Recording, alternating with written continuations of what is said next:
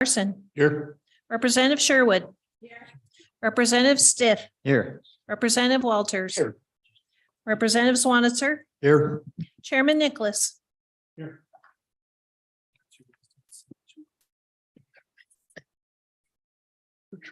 Okay.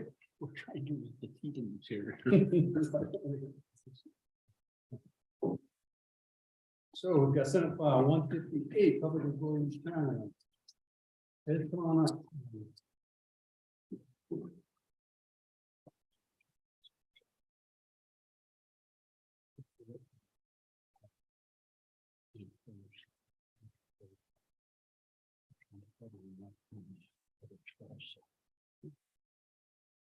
Go ahead. Were we accurate?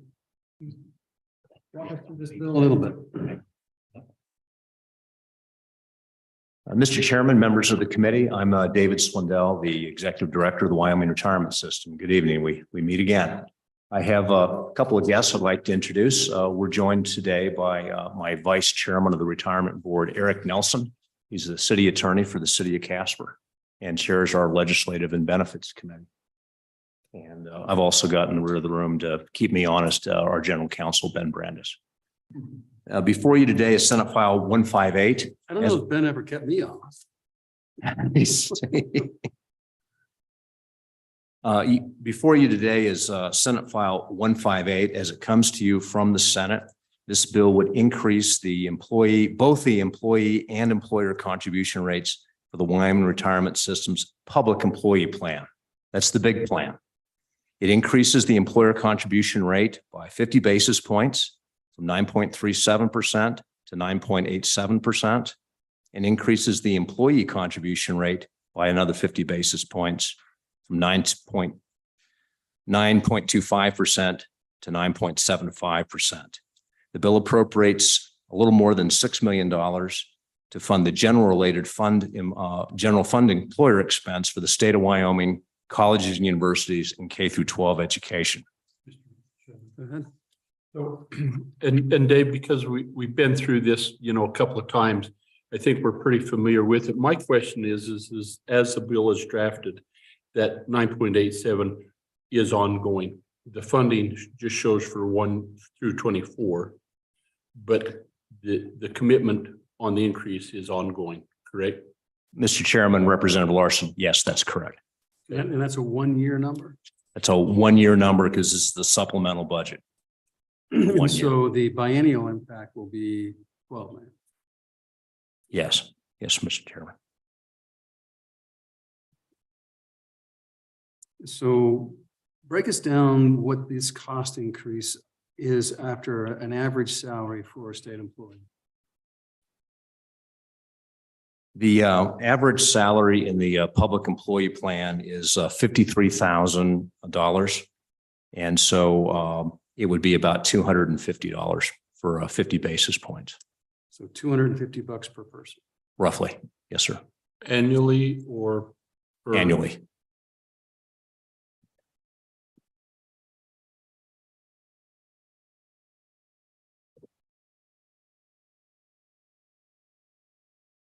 And so tell us what this does to the to your actuarial tables. The total of would be a 1% increase to the plan total, 50 basis points coming from the employee, 50 basis points from the employer. There's two ways to look at it. Both are useful. If you go to our last year's projections, it would accelerate the year of full funding by about 3 years. It would go from 2038 to 2035. If you look at the 30-year percentage right now, we're looking in 2052 that the plan would be 130%, but with the bill, it would be 140%. So a 10% increase or a 3% increase to the year of full funding. So what does that do with your new 6.99%? Right. Well, we modeled for you, or I have modeled the what we call adverse experience.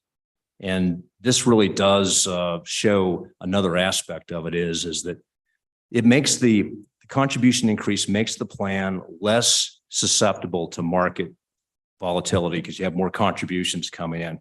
I modeled a 5.5% loss because this is where we were at the end of November. And to kind of be consistent for that, if you have a 5.5% loss in 2022 and you don't have a market recovery to compensate for it, then you're not going to achieve 100% within 30 years. You're going to be at 91%. Plan will still go up, but it really puts it back on the long term. But with the bill, it would still hit 102%. So it does amortize within 30 years with the bill. So, I mean, it doesn't make sense to me that you don't factor in a market recovery because you use 6.8% on a 30-year basis. And so what's the change if you only market in this 1-year loss, but you continue a 6% or 6.8% increase thereafter? Mr. Chairman, I'm not sure I understand the question. Well, when you say there's no recovery, what does that mean? Well, it means there's no recovery to compensate for the loss. What the actuarial projections will do, they'll model the loss because it's become real. And as you said, we're actually down minus 6.99 at the end of December. December was not a very good month.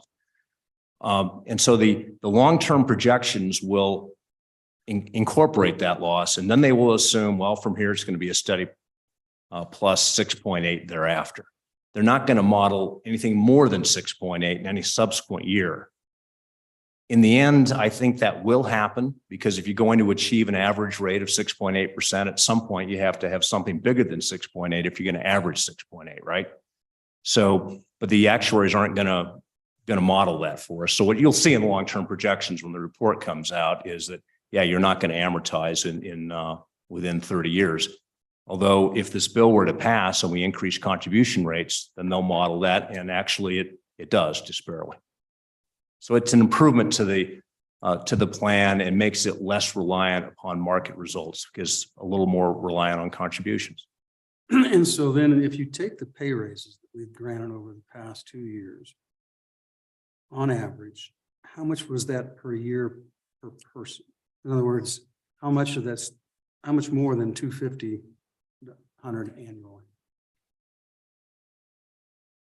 Well, Mr. Chairman, I'm trying to recall what the average was in the A&I report. I'm thinking it was about 5%, 5.5% across the state. I think the first one, the average was. Mr. Chairman, for the real employees, it was 7.9%. For all employees, including vacancies, it was 6.2% for last year. And then going forward, it's going to be 8% for everybody. So basically it's, I would, you can probably use 8 and 8 for the 2 years. Mm-hmm. So an 8% average on a $53,000 salary is roughly what, 4,000 Yes, Mr. Chairman. plus 4,000. So that's 8,000. So this is only 250 off of 8,000. All right. Yes, Mr. Chairman. So it's not that all. It's not in, I don't really have an opinion. I'm just here to provide information, but to me, it's reasonable as a state employee. I'll speak for myself. It's just not a bad deal. It's not a bad. Okay. Any other questions for Dave? Okay. Any public comment? So then what, for the folks that don't get paid, remind us, so, because we're going to need these numbers on the house, for the other participants to the fund. How many are there? What percentage are there? And then how many of those are paid 100% by their employers versus, and who's it going to impact? Do you have a breakdown on that information? I do, Mr. Chairman. I have a handout I can give you that might clearly explain that. At any rate, it's no more than, well, do any of them pay it all themselves? Yes, Mr. Chairman. It can be measured by the number of employers, by the employee count, or by their payroll or total contributions. And this handout has all three numbers. 6.3% or 74 out of 455 employers provide no subsidy. They pay it straight up. The employees pay all of the Say that again, please. 6.3% of. 16.3, 16. 74 out of 455. Say that again to the number, please. 74 out of 455? Yeah, it's easier if we just hand out and Okay. I'm saved by the LSO committee. And so tell us roughly who those are. I mean, are they cities? Are they firemen? Yes,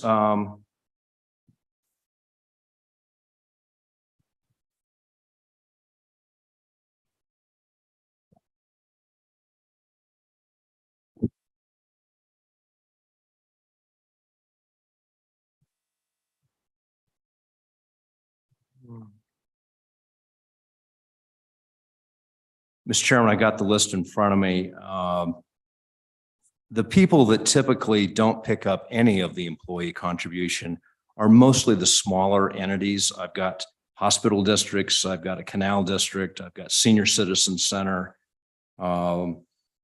Magic City Enterprises here in Cheyenne, conservation districts, and a couple of very small towns. So to me, those are the smaller employers. And if you look at the handout, you'll also see that although there's 74 out of 455 provide no subsidy, the employee count's only 931 out of 34,888. It's only 2.67, call it 3% of the employees. And it's about 2.39% of payroll in the plan. Okay, this is useful. It's just nice to know. Any other questions for Dan? Any public comment? Go ahead.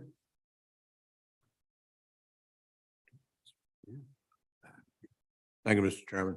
Just for information, what is the average net effect per employee with this increase in dollars in terms of their take home? You just told us that it's $250 a year. 250? I missed that. $250. Sorry. Mhm. Thank you. Okay. Any public comment? Close public comment. We have a motion on the bill. Moved by Representative Larson, seconded by Representative Stiff. Any amendments? Seeing none, roll call.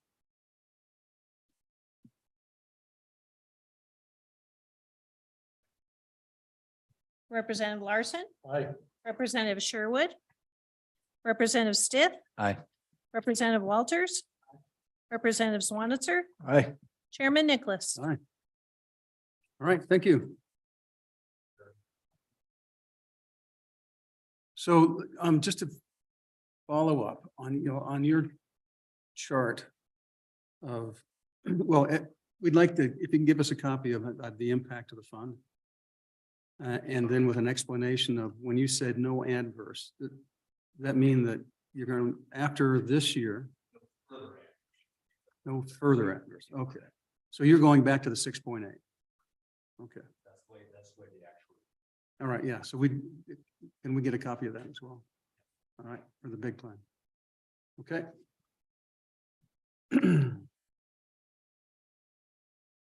This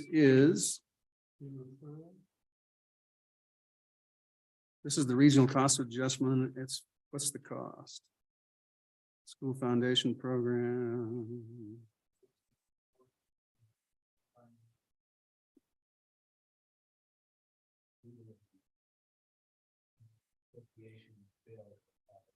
Costs to the School.